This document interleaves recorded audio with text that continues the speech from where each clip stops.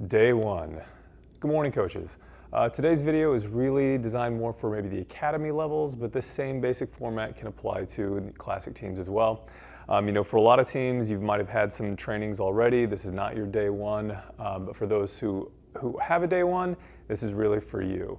When we have our teams coming in and our players coming in to new spots, there's going to be a little bit of chaos with how they kind of show up and where they go.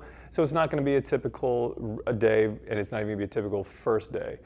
So we want to kind of keep that in mind as we think about this. In addition, a lot of students, especially if they're Bentonville students, it's the first day of school, so they're going to be coming in various mindsets. Some might have been seated for quite a while, have done a lot of following instructions and just want to play, and others might be a little bit tired. And so we want to try to keep things as much as we can play-based and as easy to navigate for players and families.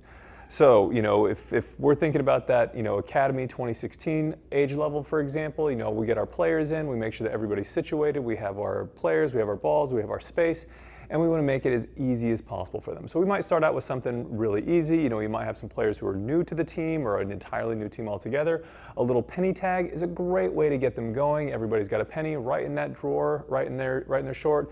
We play a little tag and we kind of have that fun get to know you. As we pull a penny, hey, when you pull somebody's penny, make sure you each know your name, and we kind of move forward, giving a chance for players to move around, get excited, and have a good little skill activation warm up without the ball.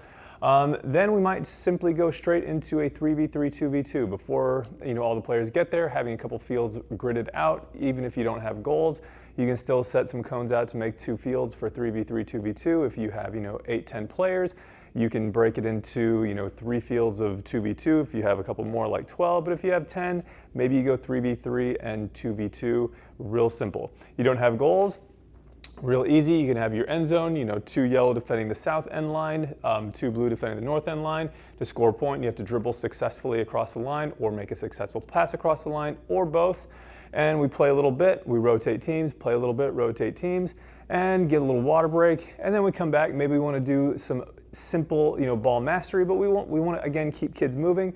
Maybe keep it real easy. Everybody knows sharks and minnows. Maybe we add some variations within that. So as the minnows become sharks, maybe we try to challenge the players still on the ball to navigate in different ways. How can we move left? How can we move right? What are some different ways we can avoid those sharks for the minnows?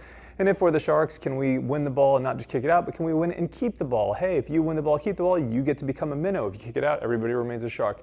Different ways to vary it. Very simple game, easy to navigate, and a real fun one.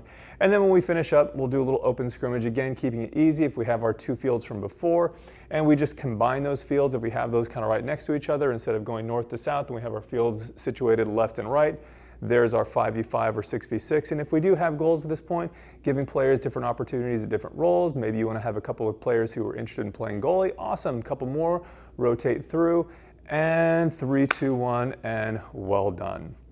This kind of session really designed, again, for that day one focus for players in different contexts, showing up, not knowing a whole lot of people, keeping things moving, keeping things easy, and lots of play orientation, along with some elements for ball mastery, and giving kids a chance to do what they want to do, which is play soccer. Day one, good luck, coaches. Cheers.